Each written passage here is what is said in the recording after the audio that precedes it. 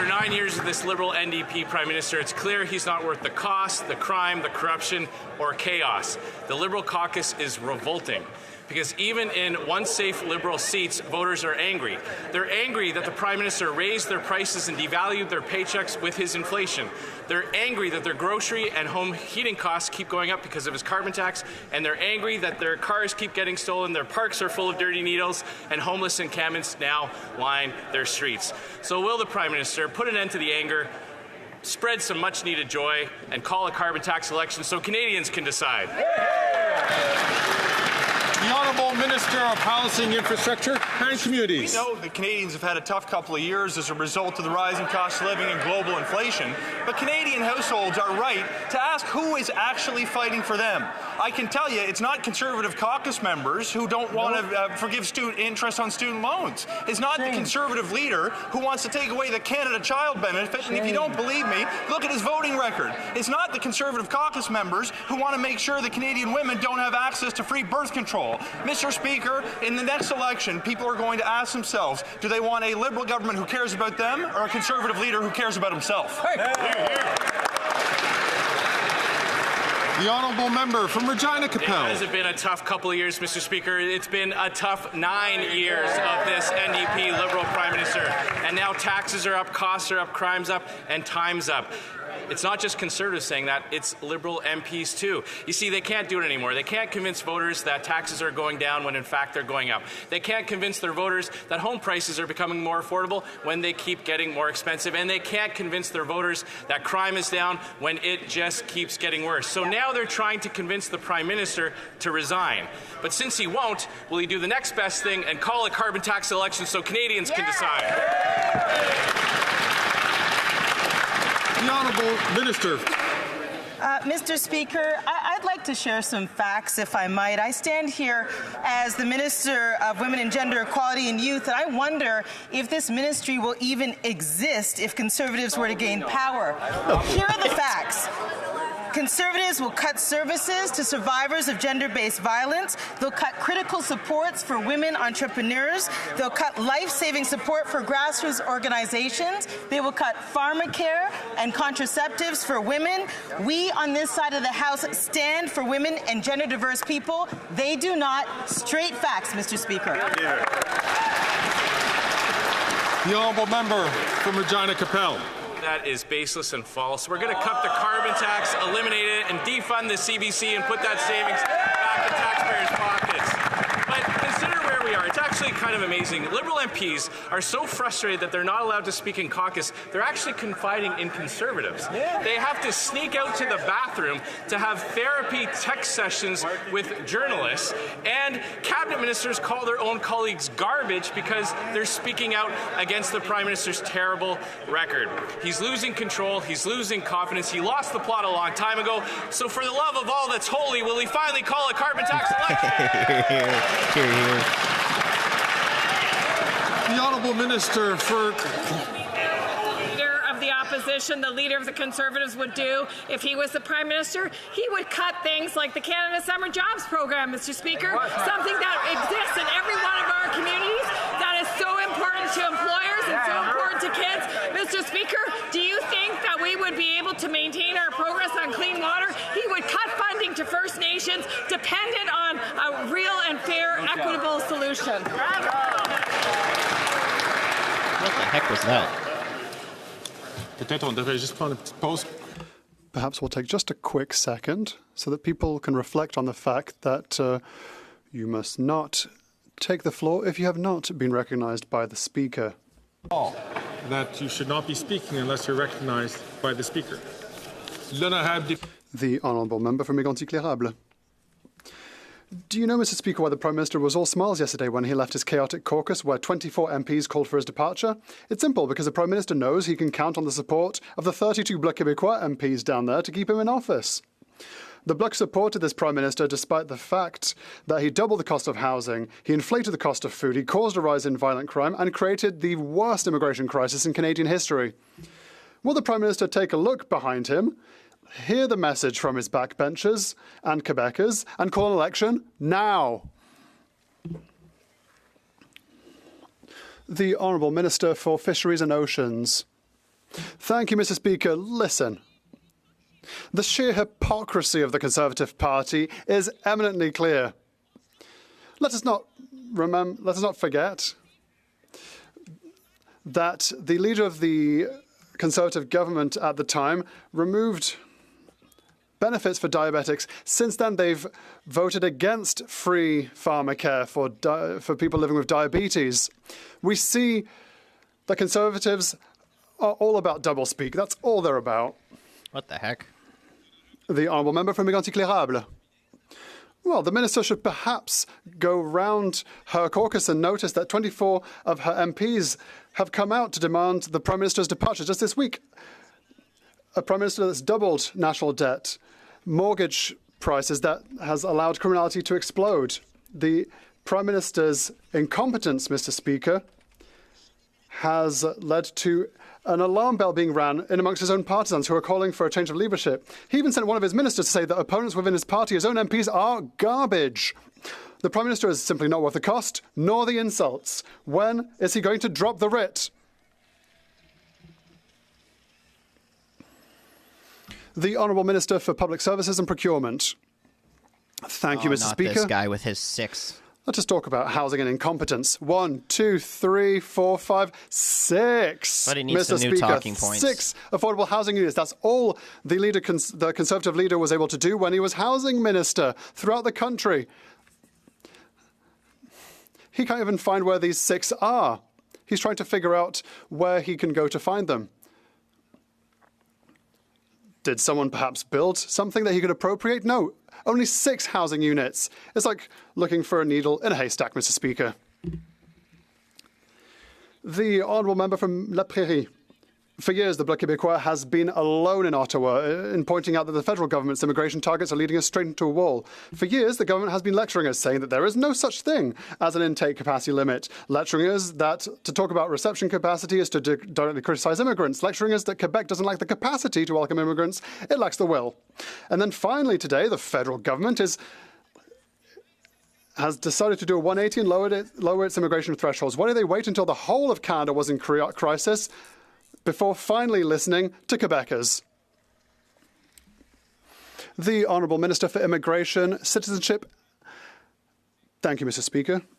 What we have moved today is a reasonable immigration plan by reducing permanent residency targets and temporary residency targets. This is a reasonable and reasoned plan that comes from contributions from people coast to coast to coast that asked us to reduce our volumes. I think it's about the same as the plan we proposed in 2020, but I think that's going to serve Canadians in Quebec as well. Good thing we didn't miss much. The honourable member for La Prairie. Mr. Speaker, not only has the federal government finally agreed with us on intake capacity, it has also recognised the Bloc Québécois' call for successful immigration. I quote from their report on immigration. For immigration to succeed, housing, education, healthcare, childcare and other essential services must keep pace with projected population growth. Well, gosh, Mr. Speaker, they've figured it out. Quebecers have been telling them for years, but it wasn't until Canadians told them that they would finally listen. Why didn't they listen to Quebecers before instead of lecturing us throughout the years? I like how he separates Canadians and Quebecers. The Honourable Minister for Immigration, Separatists. Citizenship and Refugees. I'd like to thank to the Bloc's contributions to national unity. What?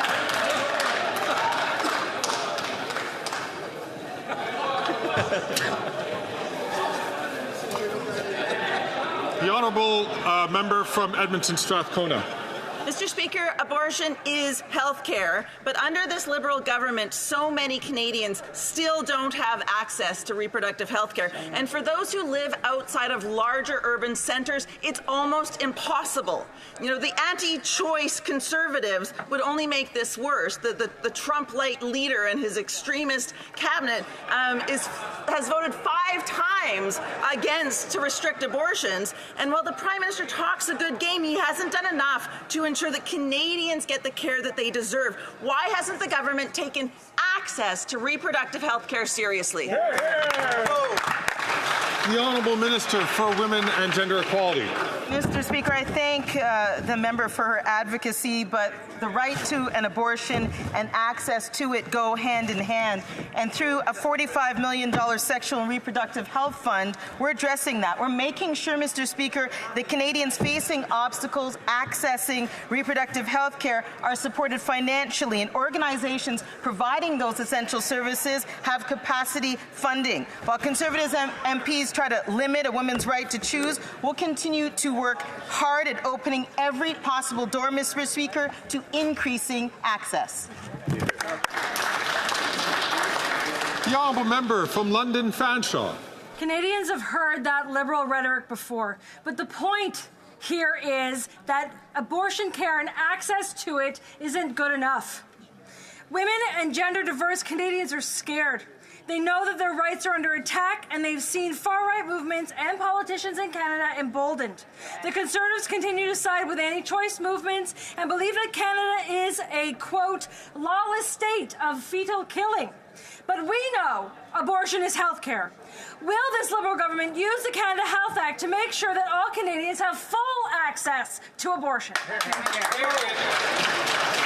The Honourable Minister of Health.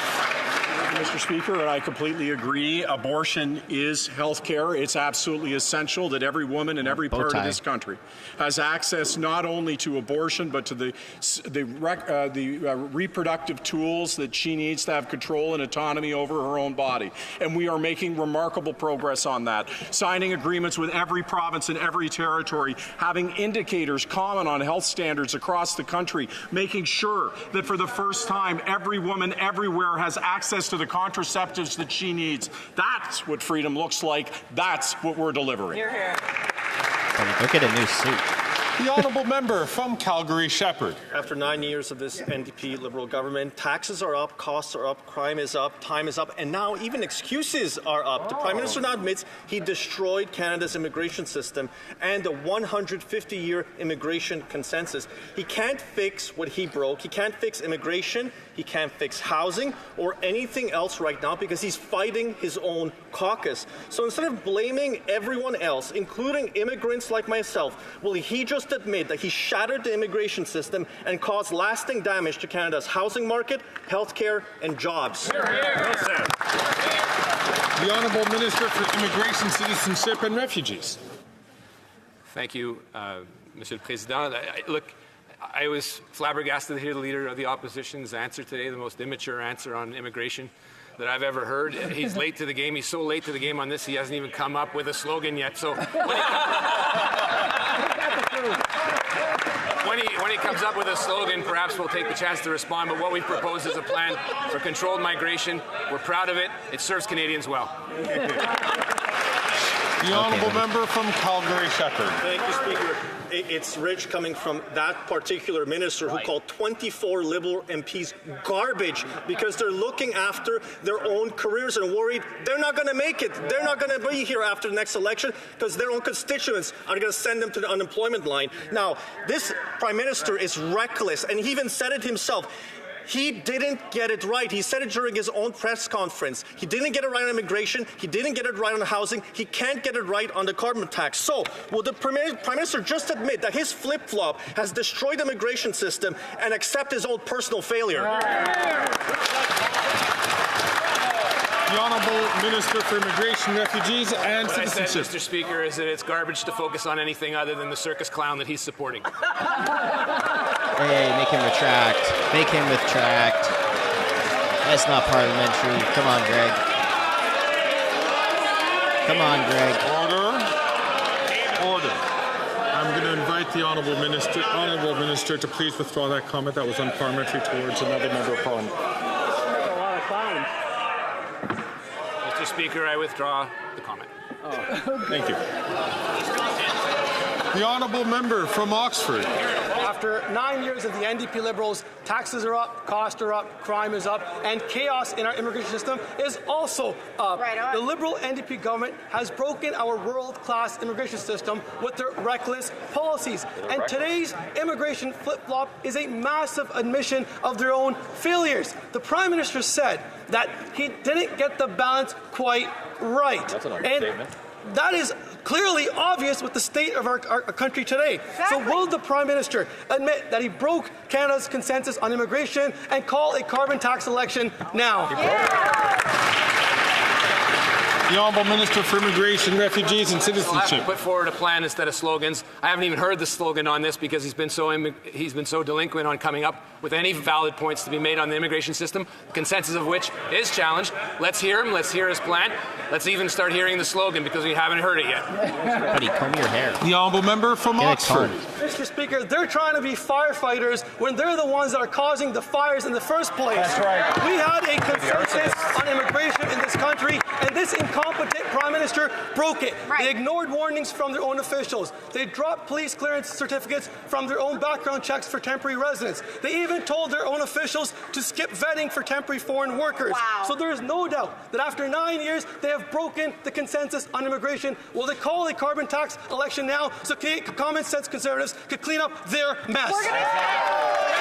The Honourable Minister for Immigration, Refugees and Citizenship. Mr. Speaker, if the member opposite thinks that security certificates from the Modi government are reliable, he needs a little clearance too on top of his leader, who should probably get a better briefing on the national security of this country. Get the clearance, get the briefing, stop being a baby, and be responsible. Hey, make him a trash bag too. That's not parliamentary, calling someone a baby. Come on. Come on, Greg. Get some decorum in this house on your liberal side. Alors. Order. Order.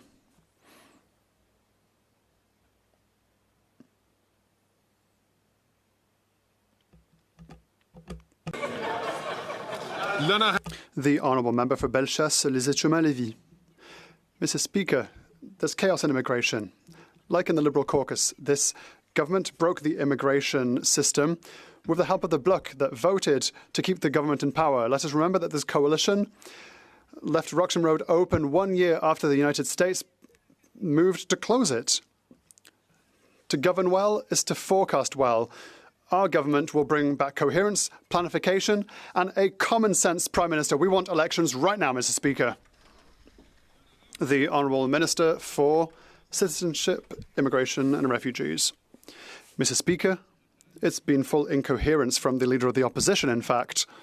I would like to hear what the member has to say on her Francophone strategy outside of Quebec, because finally we've reached our target of 6% of Francophone permanent residents outside of Quebec will hit 10%. It'll be the first time in our history. They should be proud of it. They should support us on this matter. The Honourable Member for Bellechasse-les-Échemins-Lévis. I would like to remind everyone, everything has been broken by this government, and the Bloc Québécois voted almost 200 times to keep the government in power. Today, we've seen a desperate attempt from the Prime Minister to repair what he broke himself. Full confusion in the changes made to immigration, full incoherence and full improv from the Liberal government. Only a Conservative government could repair the immigration system and will repair the immigration system. Our message is clear. We want elections, and we want them now. The Honourable Minister for Immigration, Citizenship and Refugees. The Honourable Member decided to read off her page instead of answering my question. I want to hear what the Conservative parties are planning, because they're not even mature enough. They haven't even thought an iota about the slogan on this matter. I would like to hear their plan. Our plan is reasonable and will control immigration in a reasonable way for Canada and Quebec for the next 3 years. The Honourable Member for Lac-Saint-Jean. The Liberals have finally started to listen to the message from Quebecers put forward by the Bloc Québécois. Instead of raising their immigration targets to 500,000 a year, they are going to lower them to 365,000 by 2027. If Quebec wanted to follow the federal government's new target, it would still have to take in more than 80,000 immigrants per year. That's higher than Quebec's target, and no political party in Quebec is proposing more than 80,000 a year. So how did the federal government figure out that Quebec's capacity to accept immigrants is greater than the evaluation and reckoning of all the parties in Quebec City? The Honourable Minister for Immigration, Citizenship and Refugees. Mr. Speaker, the member across the way knows full well that Quebec's government has approved an agreement with us. They have jurisdiction over their numbers. We're waiting to hear from their plan. We've proposed a plan on a Canadian scale. We're waiting to hear what they have to say, and they will be able to do what they do under the current agreement. We give them $6 billion for francisation and immigration, and we will continue to work with them. The honourable member for Lac-Saint-Jean. On that subject, the proposed new thresholds are a step forward, yes, but they still force Quebec to choose between accepting a greater number of immigrants or losing political weight in Canada. That said, Quebec's main concern is still temporary immigration, especially asylum seekers. There is still no plan whatsoever for spreading asylum seekers in amongst the provinces, and Quebec continues to be responsible for almost half of all asylum seekers in Canada.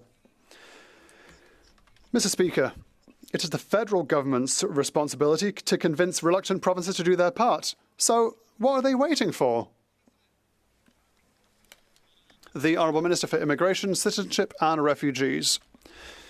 It's wrong that Quebec welcomes 50% of asylum seekers. He just has to consult the statistics that we provide.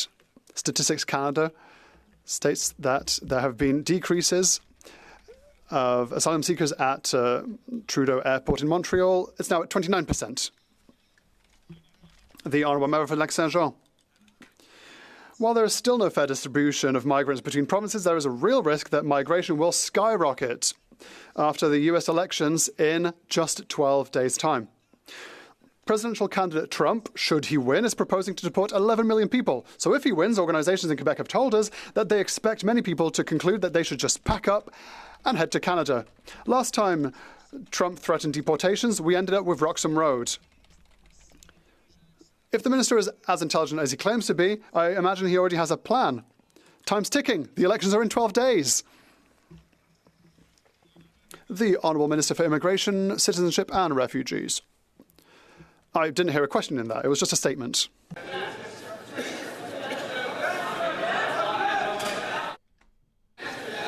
The Honourable Member from Thornhill. The former immigration minister and the MP from Central Nova oversaw population growth in this country of 200% over the past several years. He lost track of the people that he let in. Worse, he saw international students living in homeless shelters or with 14 roommates in a basement, all while he ignored his department's advice on it was too much and too fast. Watching the impact of these failed policies on housing, the Prime Minister said, "That's my guy for housing." Why did the Prime Minister promote this guy instead of firing him? The Honourable Minister for Housing, Infrastructure and Communities. Speaker, the opposition would like to distract from the issues that actually matter most to Canadians. They focus these days on caucus unity. I would actually point out she sits just a few seats down from a colleague who just a few years ago she criticized for casting aspersions on the LGBTQ2+ community. When it comes to the work that we're actually doing to get the homes built, we are doing everything we can to build more affordable housing. When their leader was actually in the position of housing minister, he got only 6 affordable housing units built across the entire country. We're going to focus on what matters to Canadians, not the distractions that they try to put on the floor of the House of Commons. The Honourable Member from Thornhill. 195,000 was the number, and that's a number that minister would only dream of building because some people fail upwards. Even Canada's current immigration minister said, quote, "It's really a system that has gotten out of control." He was talking about the same immigration system controlled by the new housing guy who lost track of the people who he let in and is now laughably in charge of fueling the housing crisis that the Prime Minister created. The Prime Minister can't possibly fix housing or immigration or anything else because he's fighting his own caucus. So if the Prime Minister won't fire this guy, will he resign in disgrace? Hear, hear. The Honourable Minister of Housing, Infrastructure and Communities.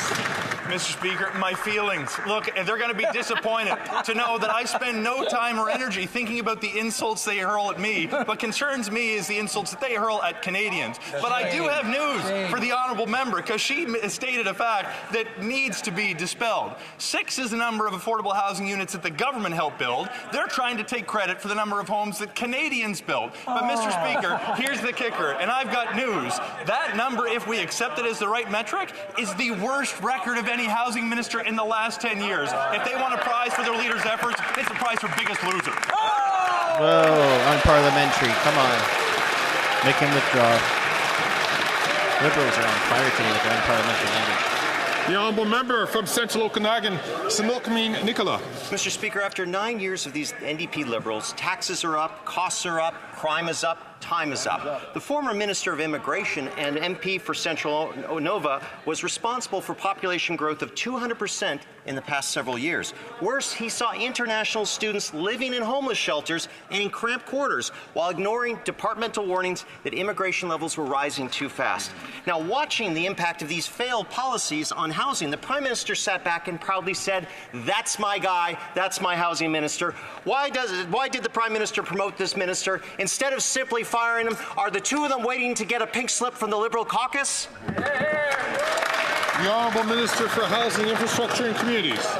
Mr. Speaker, they want to talk about immigration as failure. I'm surprised that they would call it a failure that we provided refuge to hundreds of thousands of vulnerable Ukrainians who fled a war of aggression. I'm surprised that they think it's a failure to have made good on our commitment to welcome 40,000 Afghan refugees, including those who actually fought alongside the Canadian forces. Now, I shouldn't be surprised, Mr. Speaker, because they have opposed our support for Ukraine at every step of the way. They campaign on a commitment to welcome precisely 0 Afghan refugees. Immigration in this country, Mr. Speaker, is not a failure, it is a strength.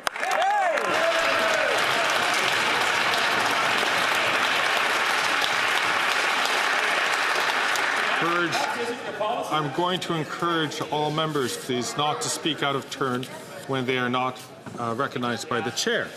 The honourable member from Port Moody, Coquitlam. 10 million Canadians won't have a family doctor by the end of the decade. With an aging population, this is unacceptable. The Liberals have been dragging their feet for years on health care, while the Conservatives' answer is to make people pay for that care. Despite the Liberals' announcements, the pan-Canadian licensure for doctors is still not a reality, which would get more people connected with a doctor. Why are the Liberals dragging their feet on this simple health solution? The Honourable Minister of Health.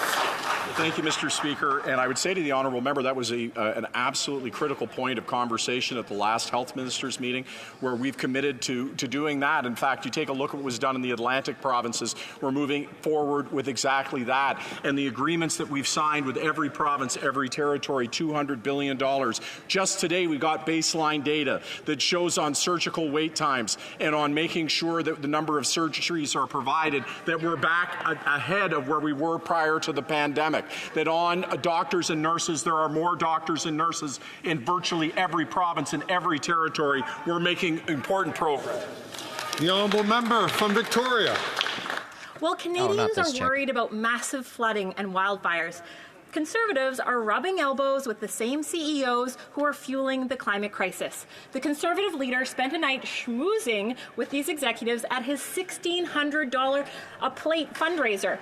He's not listening to hardworking Canadians. But the Liberals are no better.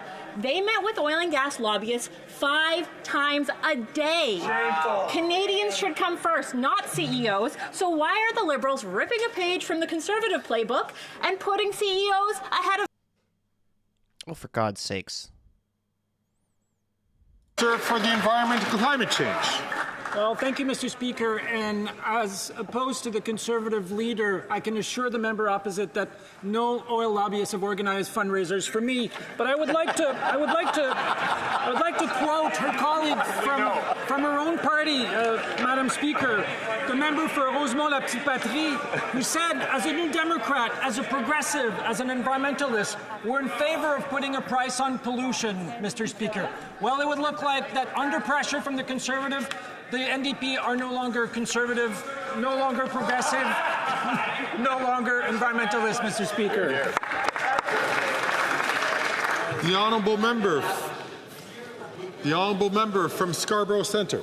Mr. Speaker, today is a big day. The Minister of Immigration, Refugees and Citizenship just tabled the immigration levels plan for 2025-2027. This is a comprehensive plan that will align the number of newcomers to the supports available in the country, as immigration is essential to Canada from an economic, social and cultural perspective.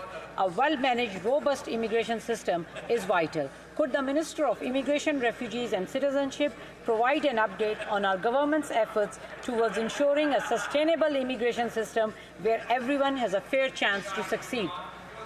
The Honourable Minister for Immigration, Refugees and Citizenship. Thank you, Mr. Speaker. I want to personally thank the member for her contribution on this matter. She knows well, as on this side of the House, how important immigration is to this country, its past and its future. We need a manageable system that is controllable. This is what we are doing today with the Levels Plan. The reductions that we have proposed alleviate the impacts on infrastructure and housing. Man, what is with their stream today? Holy Microsoft. It's something that Canadians can be immensely proud of, and we should be very proud of the immigrants that continue to build this country and make it better than what it is today. Yeah. The honourable member from Kildonan St. Paul. After 9 years of NDP Liberals, violent crime is up and police have had enough, Mr. Speaker. Frontline officers in Toronto, York, Vancouver, Surrey are all slamming the Prime Minister for his self-congratulatory social media campaign where he promoted his failed handgun policy that has done nothing to stop violent gun crime, which is up, in fact, by 116% since the Liberals took power 9 years ago. When is the Prime Minister going to stop patting himself on the back for his failures and start listening to police? The Honourable Minister for Public Safety. Mr. Speaker, one important difference between our government and the Conservative Party is we don't believe assault-style military firearms have their place on Canadian streets. We have made those firearms, Mr. Speaker, illegal. We're taking steps to compensate law-abiding gun owners that purchase these rifles, particularly so we can remove them from the streets. That's something that police officers in my conversations have been very supportive of, and they're very worried, Mr. Speaker, that the Conservative Party have plans to, in fact, evacuate all those important measures. That's not in the interest of public safety. That's right.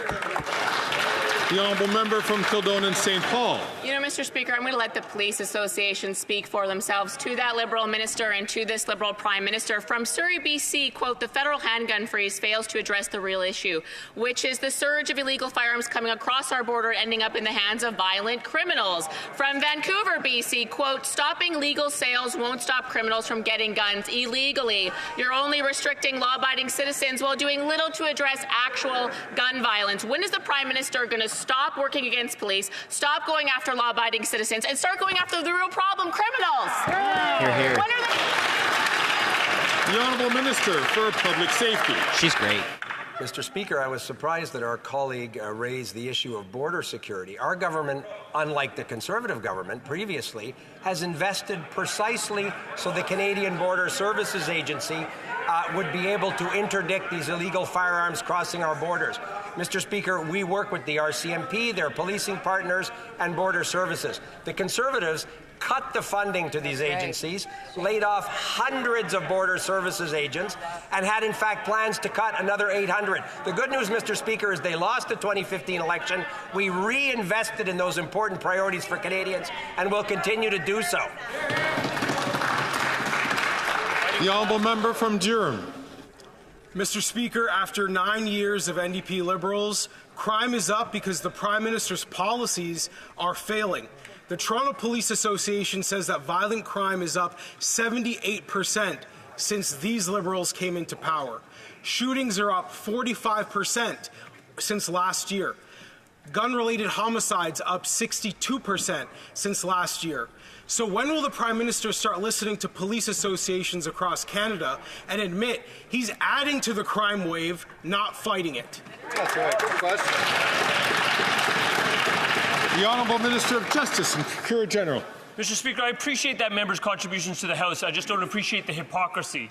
What I would say is that assault-style rifles aren't used for hunting deers. That's why we're taking them out of circulation. What I would also say with respect to guns and gangs is that if you don't want guns in our society, then you need to regulate the border. That's why we've invested over $390 million into the CBSA, exact money amounts that were cut by that party. He wasn't there yet, so I can't fault him in particular, but I will fault his party for not doing anything to keep our border safe and to keep guns out of our country. The honourable member from Durham. Thank you so much, Laurie. Mr. Speaker, the Liberal Minister of Justice continues to reveal just how out of touch this government is. And we have real-time evidence of it. Just less than 3 hours ago, there was a shooting in Toronto near Shepherd and Yonge, not far actually from the Minister of Justice's riding.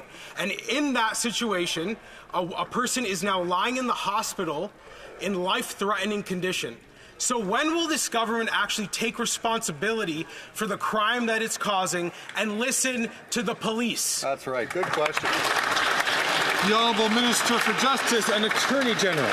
I can assure that member that I listen to the police all of the time. And you know what they tell me? They tell me that when you take guns out of circulation, what you do is you help on things like gender-based violence and domestic violence that occurs because women are getting killed because guns are in the homes. When you pass a bill like C-21, you disable that from happening because you ensure that you're keeping women in this country safe. That is a priority, or should be a priority, for this entire parliament. It's just really shocking that that member doesn't get it. People with their power are least likely to commit crimes, man. The Honourable Member for Drummond.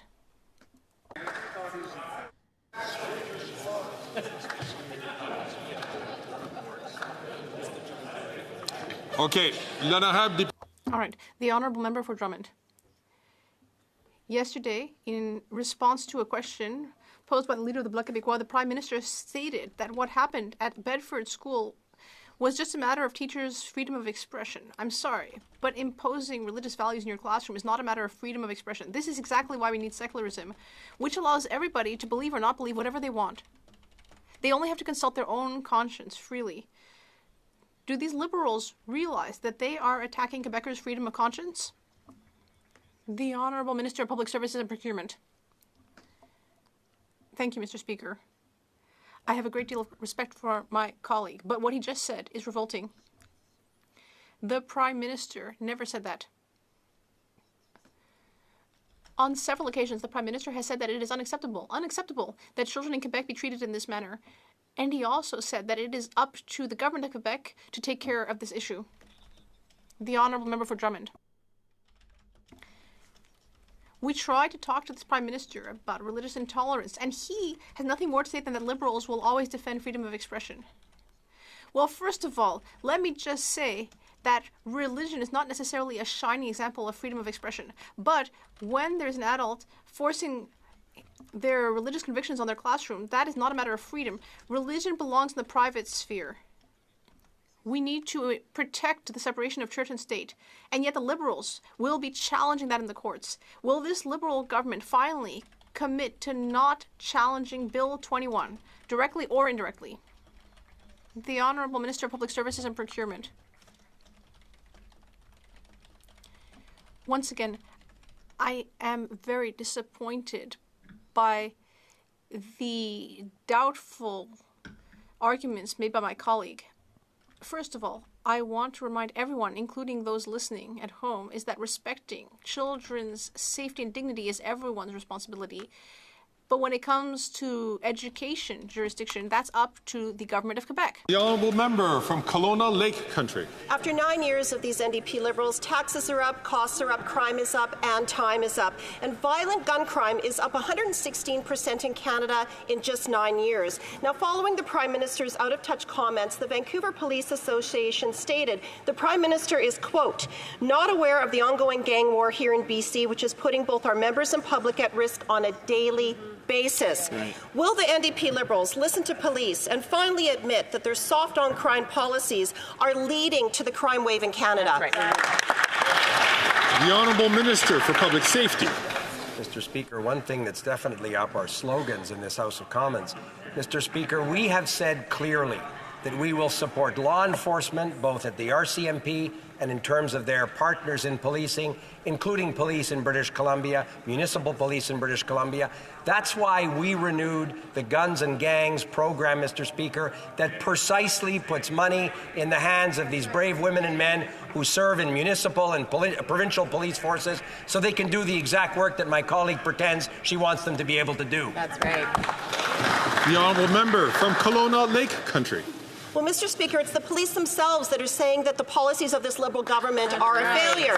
And Conservatives are listening to police who know the facts about gun violence, public safety, and the real impact in our communities. Now, following the Prime Minister's out-of-touch comments, the Surrey Police Union stated, quote, the federal handgun freeze fails to address the real issue, the surge of illegal firearms coming across our borders and ending up in the hands of violent criminals, unquote. 85% of seized firearms are traced back to the United States. So why doesn't the Prime Minister listen to our law enforcement by starting to crack down on smuggled guns from the U.S.? The Honourable Minister for Public Safety.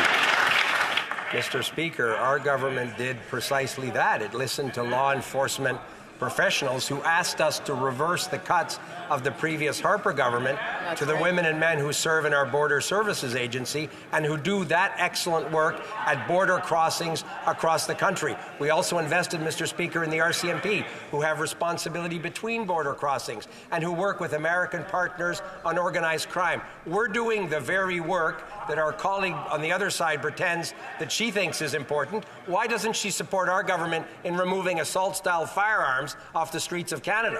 That's right. The Honourable Member from Toronto, St. Paul's. After 9 years of NDP Liberals, taxes are up, costs are up, crime is up, time is up. The Prime Minister wants to pat himself on the back, but the data and the Toronto Police Association say he's out of touch. Last year in Toronto, we saw a 45% increase in shootings and a 62% increase in gun-related homicides. In St. Paul's, 2 people were murdered in Oakwood. A police officer was shot in Yonge and Eglinton, and armed home invasions happen every day. The Liberals make life easy for career criminals with their catch and release bail policies. When will this government finally come up with a plan to stop the crime and bring home safe streets? The Honourable Minister of Justice and Attorney General. Mr. Speaker, if that member expects us to apologize for taking assault-style weapons off of the streets, he's not going to get that. If that member thinks we're going to apologize for keeping women safe from domestic violence by implementing a handgun freeze, he's not going to get that apology. If that member thinks we're not going to take seriously the mental health impacts of suicides that are related to guns being in the homes, he's not going to get that apology. What he should do is actually think about what the police are asking for. They're asking for help with keeping Canadians safe. That's what we do every day on this side of the House. L'honorable député de Lac-Saint-Louis. The leader of the Conservatives has continued his party's tradition of inaction and negligence by refusing to get a security clearance. He chooses to play political games instead of working for Canadians to combat foreign interference. That's not common sense, Mr. Speaker. That's nonsense. Can the Minister of Justice and Attorney General tell Canadians how our government has taken historic action on foreign interference? The Honourable Minister. Oh, one moment, please.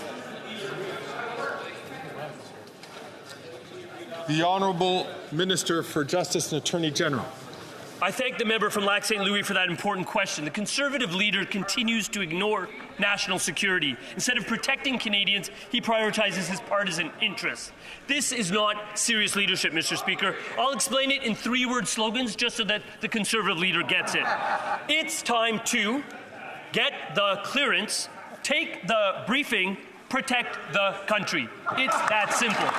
That's not 3 words, buddy. That's not 3 words. Oh, crap. Order, please. À l'ordre. The Honourable Member from Brantford-Brant. Mr. Speaker, after 9 years of NDP Liberals, taxes are up, costs are up, crime is up, time is up, and now corruption is up. GC Strategies, a 2-person company working from their basement, started scooping up government contracts like candy just weeks after the Prime Minister took office. $20 million for doing nothing on the failed Arrive scam, $100 million in total in government contracts. If that doesn't scream corruption, I don't know what does. Will the Liberals get our money back? Hear, hear. Hear, hear. The Honourable Minister for Public Services and for Public Services. Merci, Monsieur le Président. Vous auriez pu le dire aussi en français, parce que c'est en français. I'm happy to repeat this in French because this is something that my colleague has already heard several times in English. It's very good that the Auditor General and the RCMP are independent and that both of these organizations are doing the work that they are supposed to do, and we will support them in that. The Honourable Member from Brantford-Brant. Mr. Speaker, the question is in English, but I digress. Liberal corruption is on rinse and repeat. The Auditor General is investigating $100 million in contracts awarded to GC Strategies, a 2-person IT company that did no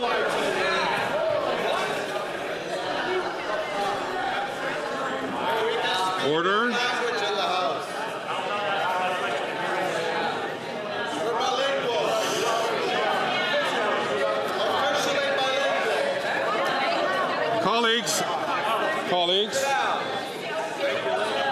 Come on.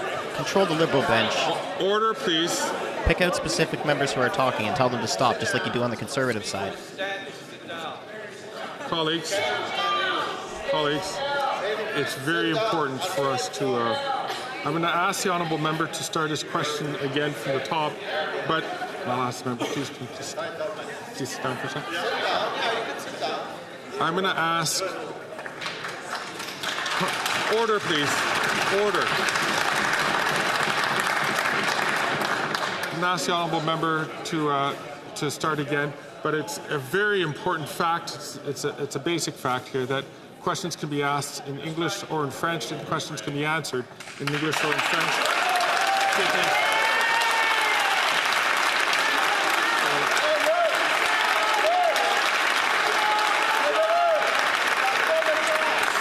The honourable member to start from the top, please. Corruption is on rinse and repeat.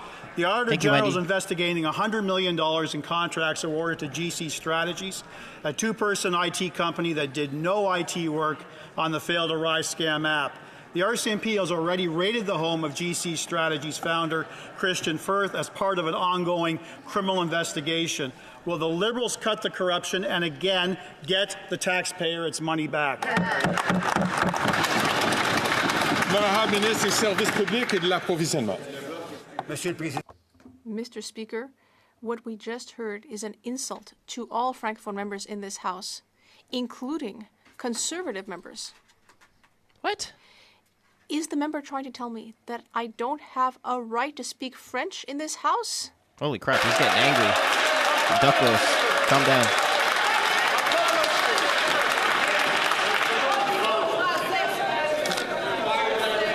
À l'ordre, s'il vous plaît. Order.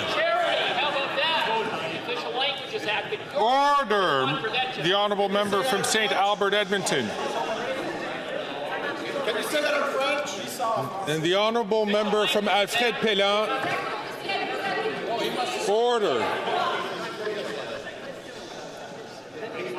L'honorable député de Lévis-Lotbinière. The honourable member for Lévis-Lotbinière. Thank you, Mr. Speaker.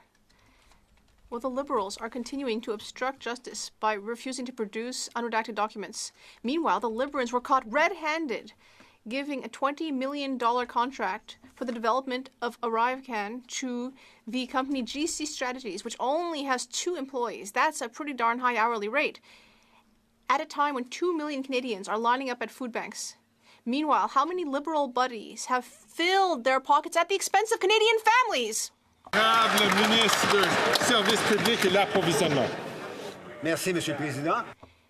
The Honourable Minister. Thank you, Mr. Speaker. I'd like to congratulate my colleague for asking his question in French, but he could have asked the question in English, because in this House, we are free to speak whichever official language we wish. And I'd like to invite his previous colleague to apologize for having asked me to answer his question in English.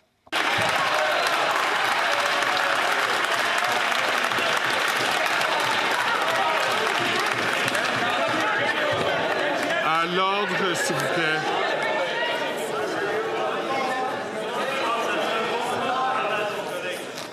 Gong Show Thursday.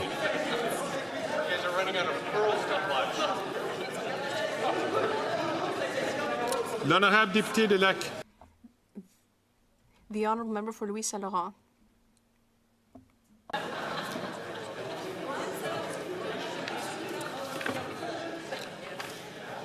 L'honorable député, the Honourable Member from Halifax West. Let's see what this question. Speaker, foreign interference is an issue that's detrimental to our national security and to the safety of Canadians. We now know that agents of the Government of India have targeted Sikh and South Asian Canadians. National security experts, including 2 former directors of CSIS, have emphasized how important it is for all party leaders to get the security clearance to view and act on intelligence. Can the government House leader explain how crucial it is for party leaders to get the clearance to protect Canada's democratic institutions?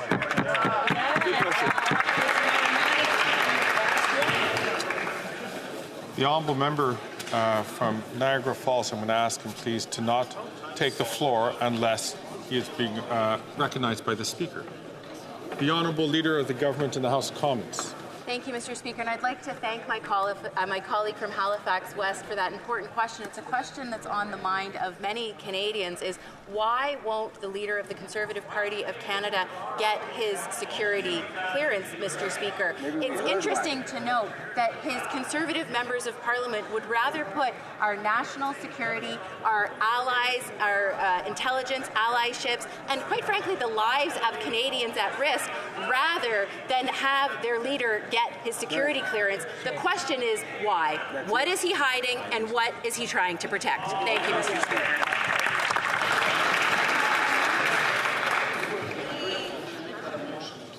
The Honourable Member for Nanaimo, Ladysmith. Mr. Speaker, this week the Liberals are destaffing 2 lighthouses along the coast of Vancouver Island without consultation. This jeopardizes emergency response, search and rescue, navigation, and more. Instead of supporting lightkeepers and the safety of our communities, the Liberals are choosing automated navigation systems. These cannot replace skilled people and sure don't hear distress cries. This move is dangerous.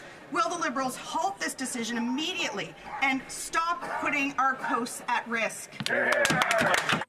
L'honorable ministre des Pêches et Océans et la... The Honourable Minister of Fisheries and Oceans. Thank you, Mr. Speaker. We are aware of the cultural and historic importance of these lighthouses. After a technical assessment carried out by the Coast Guard, it was determined that these lighthouses are no longer safe for staff. The safety and well-being of Coast Guard staff are our main priority. And I would like to reassure my colleague that navigational aids are functional to enable us to continue protecting sailors and coastal communities. The Honourable Member from Spadina, Fort York. Mr. Speaker, to the Minister of Immigration who intervened to stop a deportation order issued by his own department upheld by a federal court to protect a 5-time criminally convicted foreign national, is it his latest scheme to protect the IRGC by allowing them to falsely claim the refugees? Global News reported that refugee privacy is being exploited to hide behind closed-door proceedings. Why is his government continuing to make a mockery of Canada's legal and immigration systems? Mr. Speaker, is he the Minister of IRCC or the Minister for the IRGC? Oh, yeah.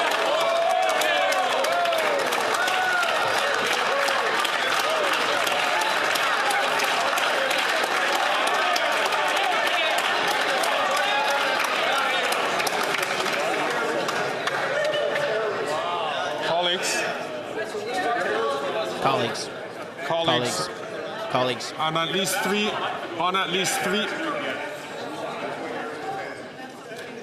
On at least three occasions, the chair has made rulings regarding associating members with odious regimes.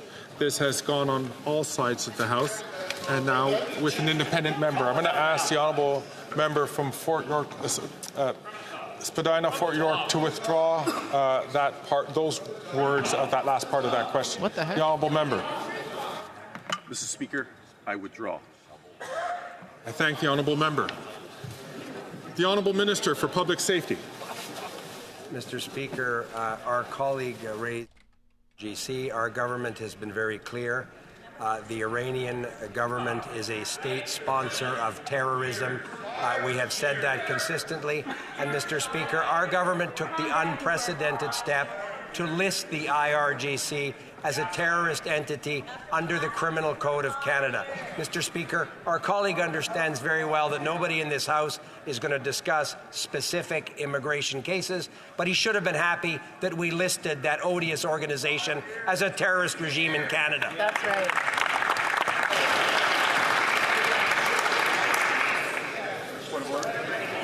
The honourable member from Battle River Crowfoot is rising on